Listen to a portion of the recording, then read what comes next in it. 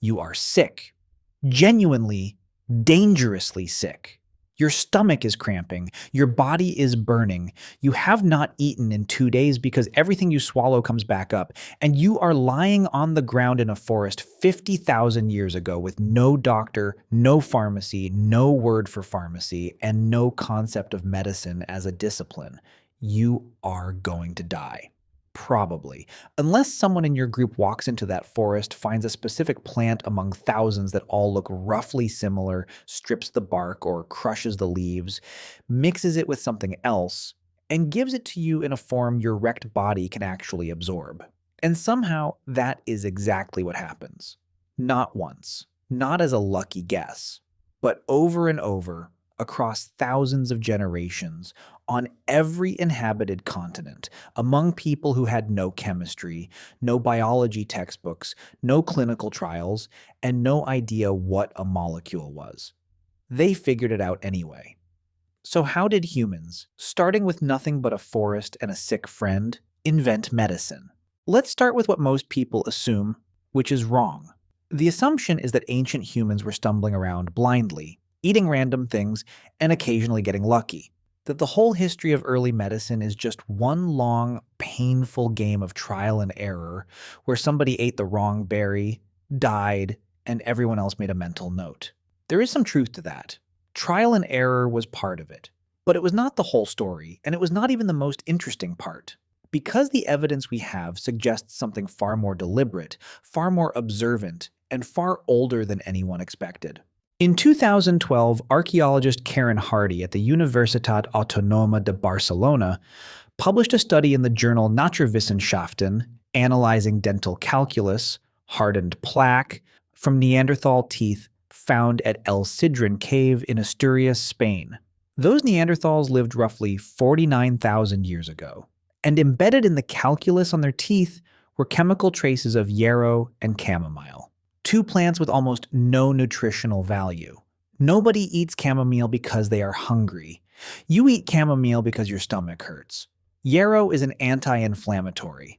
Chamomile is a mild sedative and digestive aid. These Neanderthals, a species we spent a century dismissing as dim brutes, were selecting specific plants for their therapeutic properties and chewing them. Think about that for a second. Medicine, or something very close to it, predates our species. And it gets stranger. In 2017, Laura Weyrich at the University of Adelaide published a follow-up study in Nature, analyzing ancient DNA from Neanderthal dental calculus at the same site. One individual who had a visible dental abscess showed traces of poplar bark in his teeth. Poplar bark contains salicylic acid. That is the active ingredient in aspirin. The same individual also had traces of Penicillium mold, the natural source of penicillin. A Neanderthal with a toothache was chewing bark that contained a painkiller and consuming a mold that produces an antibiotic. 49,000 years before anyone would synthesize either substance in a laboratory. Now, here's the question that should be keeping you up at night. How did they know? How did a Neanderthal, or any ancient human, figure out that this particular bark eased pain, that this particular plant settled a stomach, that this particular root stopped a fever? They could not run chemical analyses. They could not read a study. They did not have language complex enough to publish a peer-reviewed paper. One answer comes from watching animals. Michael Huffman, a primatologist at Kyoto University, has spent decades documenting something called zoopharmacognosy, which is a word that means animals medicating themselves. Starting in the late 1980s, Huffman observed chimpanzees in the Mahale Mountains of Tanzania doing something unusual.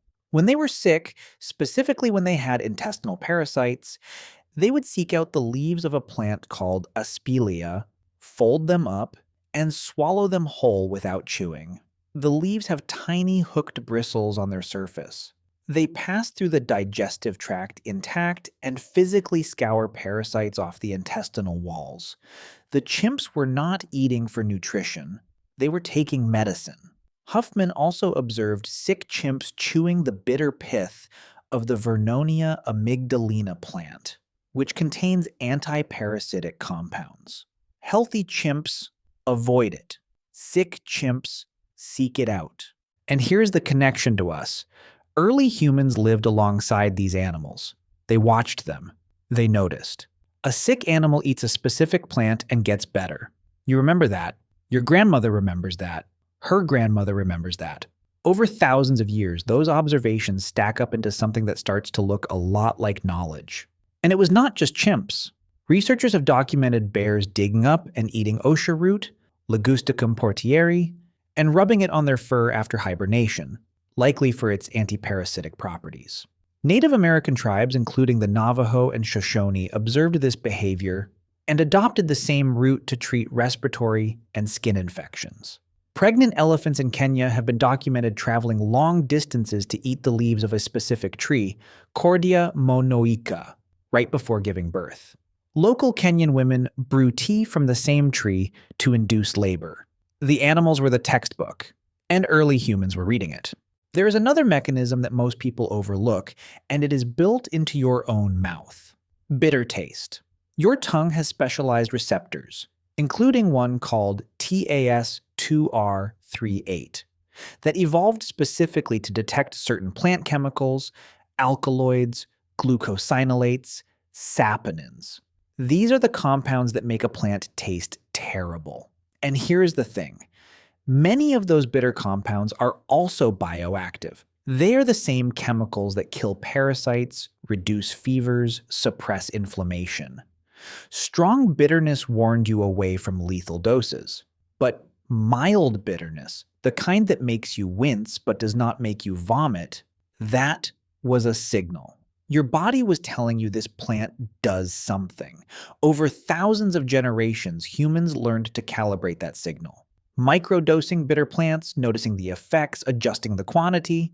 Your tongue was the first diagnostic tool in the history of medicine. And it has been working for you since before your species had a name. Now, one of the most tangible pieces of evidence for ancient medicine is not a study or a chemical trace. It is a body. In September 1991, two German hikers, Helmut and Erika Simon, found a mummified corpse in the Ötztal Alps on the border between Austria and Italy. He had been there for roughly 5,300 years. They named him Ötzi the Iceman.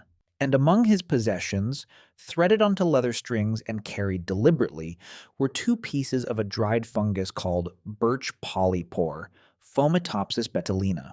That fungus has known antibacterial and antiparasitic properties. Researcher Luigi Capasso published a paper in The Lancet in 1998, noting that Ötzi's intestines were heavily infected with whipworm Trichuris trichiura, a parasite that causes severe abdominal pain and dysentery. The birch polypore contains compounds that act as a powerful purgative, flushing parasites from the gut. Ötzi was carrying his medicine with him. 5,300 years ago, a man walking through the Alps had a targeted pharmaceutical remedy for a specific diagnosed condition hanging around his neck. That is not folk superstition. That is a prescription. But observation alone does not explain everything, because some ancient medicines are not simple. They are not one plant chewed raw. They are combinations, multiple ingredients processed in specific ways, mixed in specific ratios, applied to specific parts of the body. Consider the San people of the Kalahari Desert. They have been using arrows for hunting for tens of thousands of years, and they poison those arrows using the larvae of the Diamphidia beetle. The active compound, diamphotoxin, attacks red blood cells. A single poisoned arrow can bring down a large antelope over 1 to 3 days. And here's the detail that should stop you. They do not put the poison on the arrowhead. They apply it to the shaft just behind the point. Because if you put poison on the tip, you risk poisoning yourself while handling the arrow. That is not a guess. That is refined knowledge, passed down across generations, tested and corrected over centuries. Or consider curare, the arrow poison used by indigenous peoples in the Amazon basin.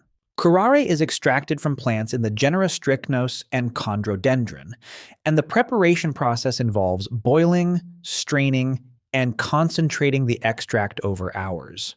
The active compound, D-tubocurarin, is a neuromuscular blocking agent. It paralyzes the muscles. The animal suffocates because its diaphragm stops working. But here is the part that blows the whole thing open. Curare is only dangerous if it enters the bloodstream directly through a wound. If you eat meat from an animal killed with curare, the poison breaks down in your digestive system. It is harmless. Indigenous hunters knew this.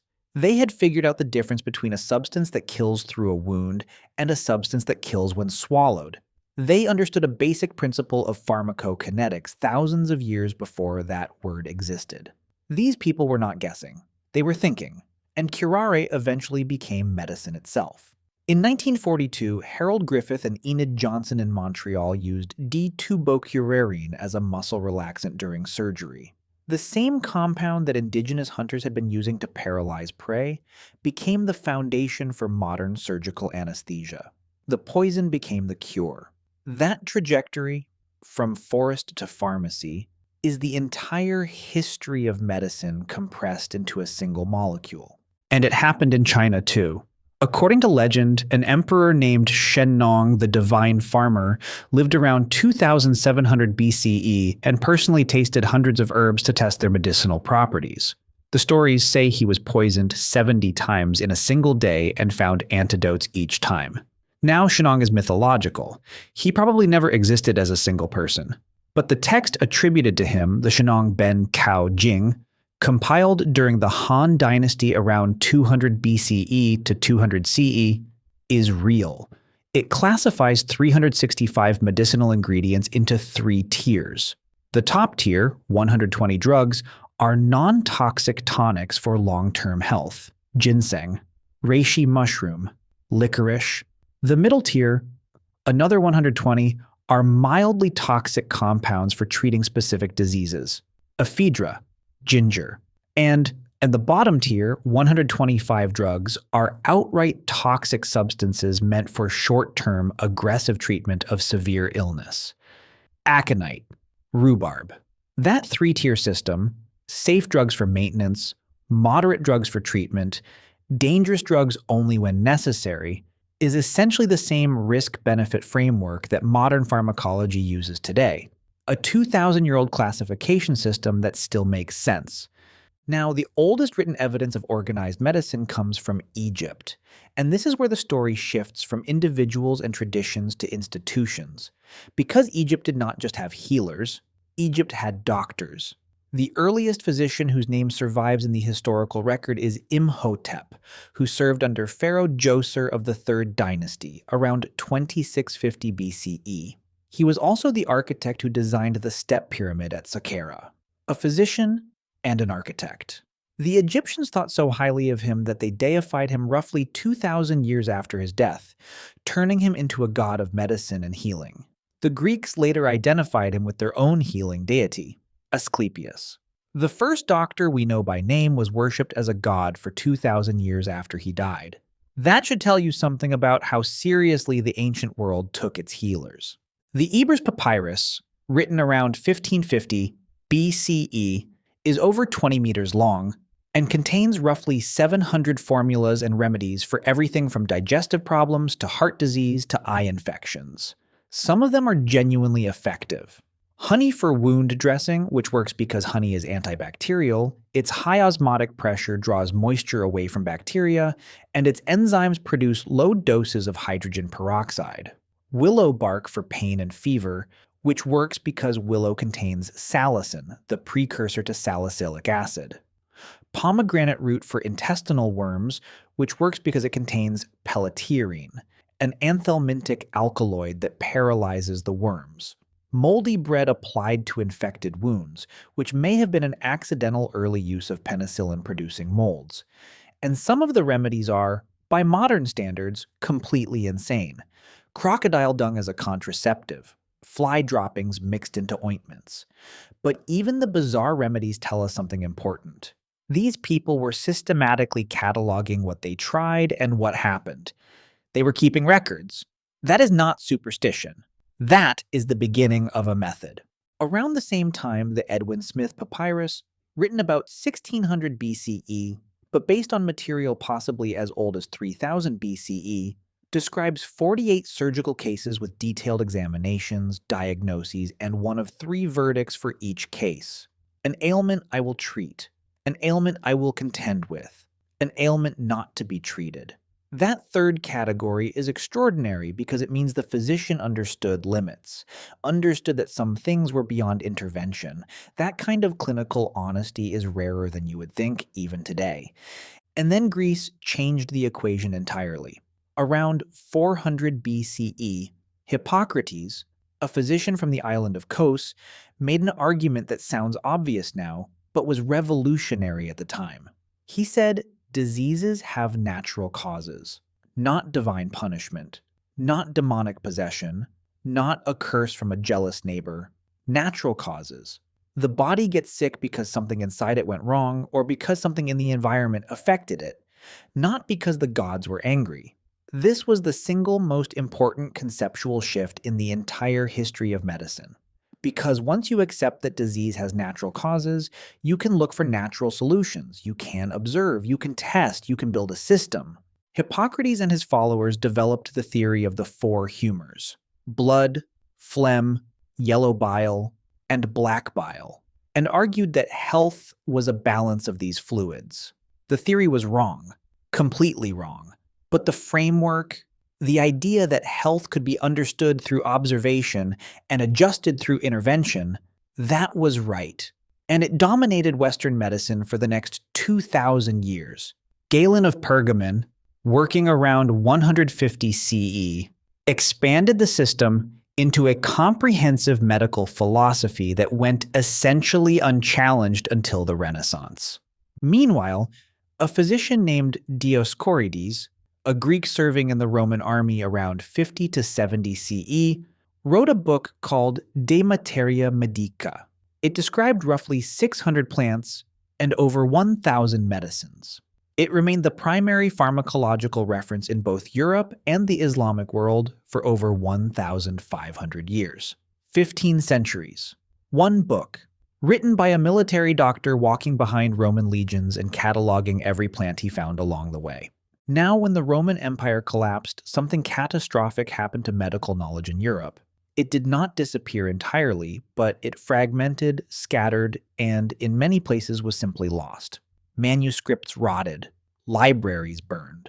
The systematic Greek medical tradition that Hippocrates and Galen had built nearly vanished from Western Europe. It survived because of the Islamic world. During the Abbasid Caliphate, starting in the 8th century, scholars at institutions like the House of Wisdom in Baghdad systematically translated the works of Galen, Hippocrates, and Dioscorides from Greek into Arabic. Translators like Hunayn ibn Ishaq, working in the 9th century, preserved texts that would otherwise have been lost forever. And Islamic physicians did not just preserve, they advanced. Al-Razi, known in the West as Rhazes, working around 900 CE, wrote the first clinical distinction between smallpox and measles. He insisted on empirical observation over theoretical dogma. He watched patients. He recorded what he saw. He tested. Ibn Sina, known as Avicenna, completed the canon of medicine around 1025 CE. 5 volumes, over 760 drugs described. It was translated into Latin in the 12th century and served as the primary medical textbook in European universities for the next 500 years. And al-Zahrawi, working in Cordoba around 1000 CE, wrote a 30-volume encyclopedia that included descriptions and illustrations of over 200 surgical instruments, many of which he designed himself. He is the one who figured out that catgut dissolves naturally inside the human body and could be used for internal stitching. That is still relevant today. When that Arabic knowledge was translated back into Latin, primarily in Toledo, Spain, during the 12th century, it ignited a medical renaissance in Europe that would eventually lead somewhere nobody at the time could have predicted. In 1543, a 28-year-old anatomist named Andreas Vesalius published De Humani Corporis Fabrica. a book based on actual human dissection that identified over 200 errors in Galen's anatomical descriptions. For 1,400 years, European medicine had been built on anatomy derived largely from dissecting animals. Vesalius cut open actual human bodies and drew what he found. The illustrations were produced in the workshop of Titian, the Renaissance painter. They are still beautiful, and they were devastating to the old order because they proved that the foundation everyone had been building on was wrong. In 1628, William Harvey proved that blood circulates through the body in a closed loop, pumped by the heart. Galen had taught that blood was continuously produced and consumed. Harvey calculated that the heart pumps roughly 250 liters per hour, far more than the body could possibly be manufacturing from scratch. The same blood goes around and comes back. That sounds so basic now. It took 1,400 years to figure out. And then Antony van Leeuwenhoek, a Dutch cloth merchant with no formal scientific training, built a microscope in his workshop in Delft, and in 1676 looked at a drop of water and saw tiny living things swimming in it. He called them animalcules. They were bacteria. He built over 500 microscopes by hand, grinding single lenses capable of magnifying up to 270 times. He wrote to the Royal Society of London describing what he had seen.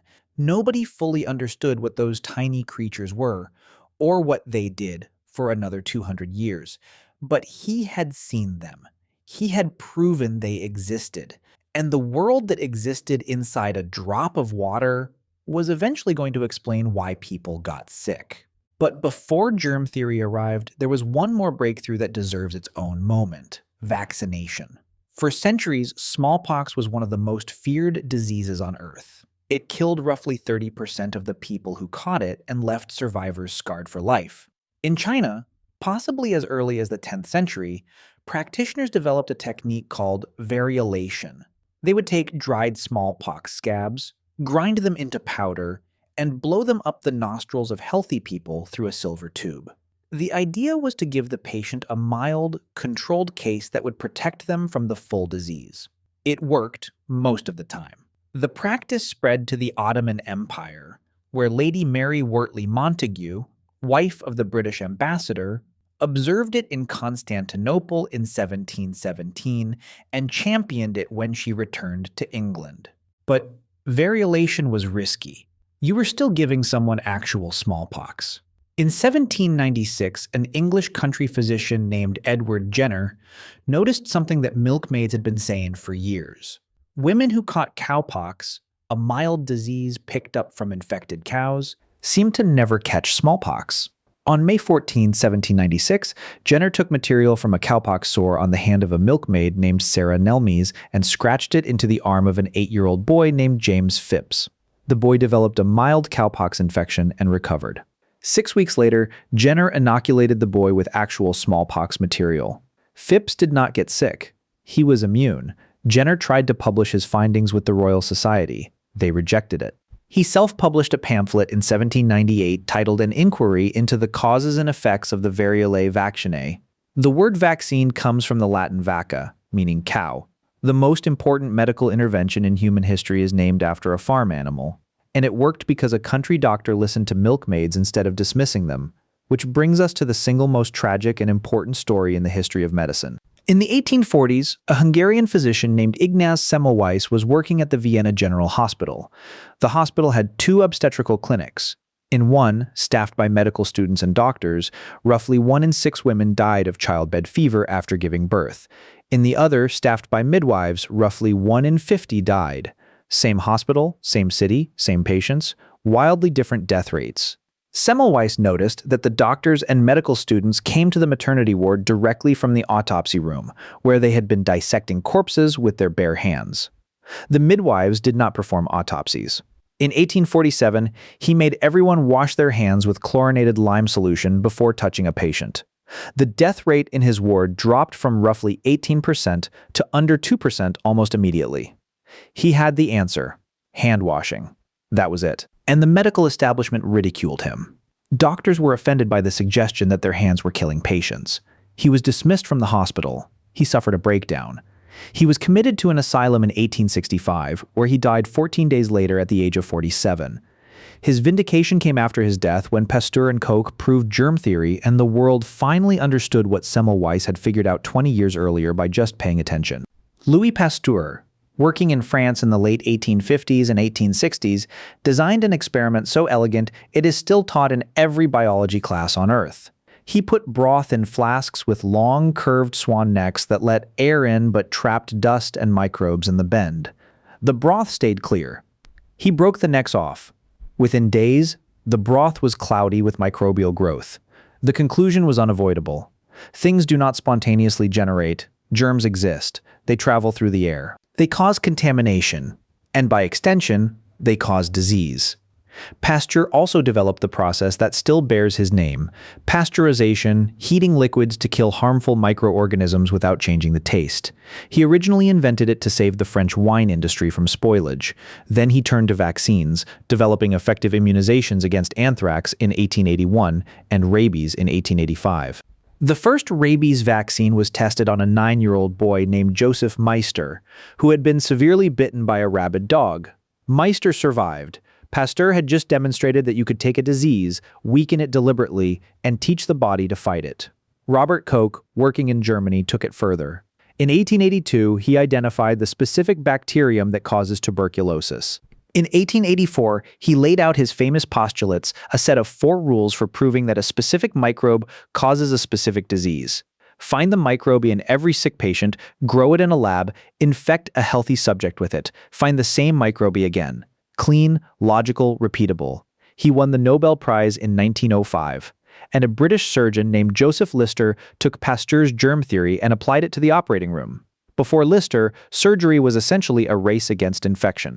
Surgeons operated in street clothes. They used the same instruments on patient after patient without cleaning them. Post-operative infections were so common that surviving the surgery itself was only half the battle. Roughly 45 to 50% of patients with compound fractures, where the broken bone pierced the skin, died from subsequent infection. In August 1865, Lister began using carbolic acid, phenol to sterilize instruments, clean wounds, and even spray the operating room air. His first major case was an 11-year-old boy named James Greenlees who had a compound fracture of the leg. Under Lister's antiseptic treatment, the wound healed without infection.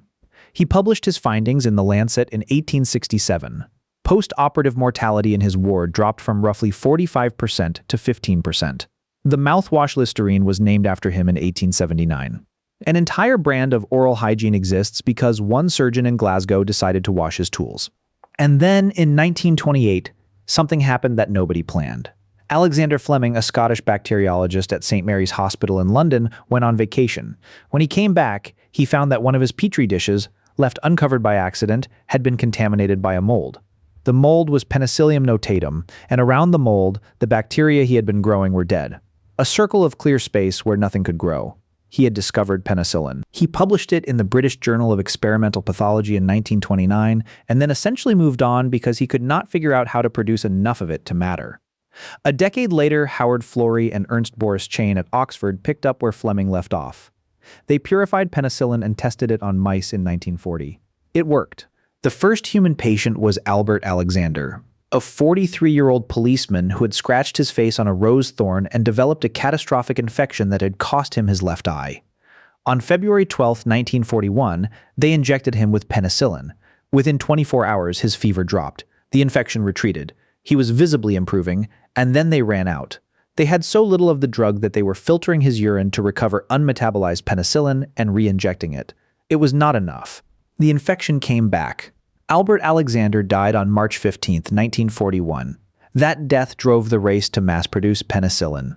Florey went to America.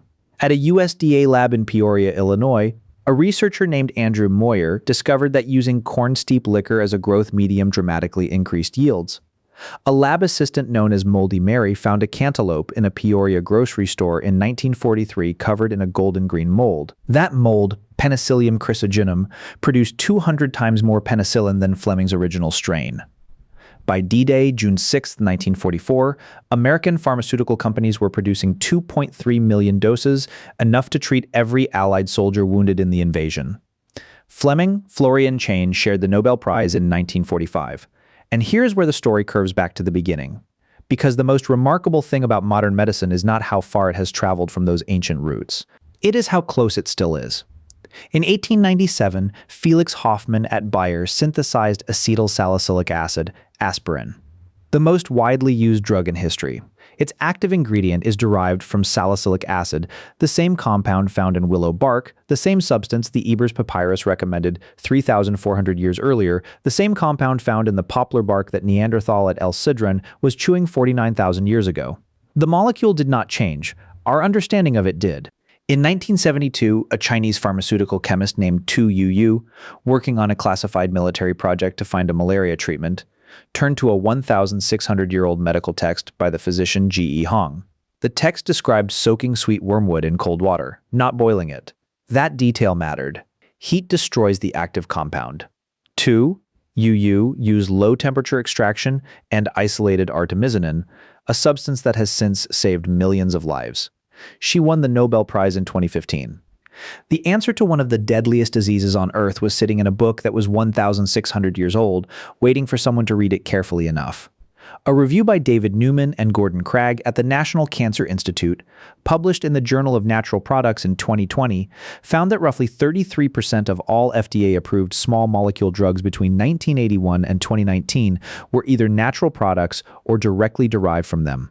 Morphine, from the opium poppy, first isolated by Friedrich Serturner in 1804.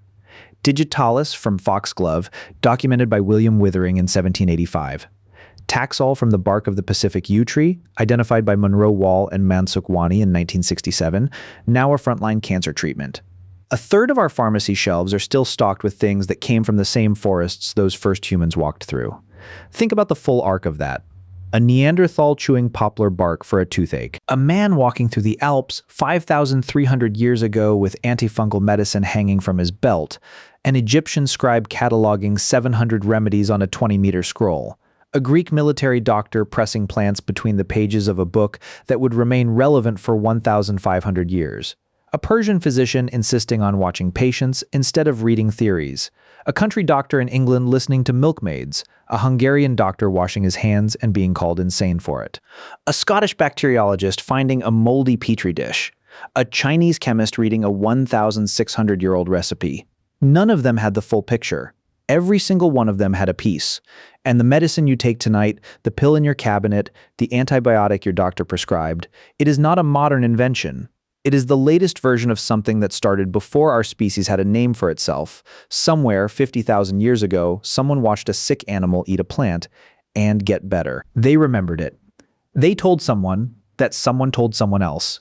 And that chain of telling, of remembering, of testing, of failing and trying again, of passing knowledge from one hand to the next across 100,000 years, that chain is the reason the pharmacy on your corner exists at all. The medicine changed, the method never did. Watch, remember, try, pass it on.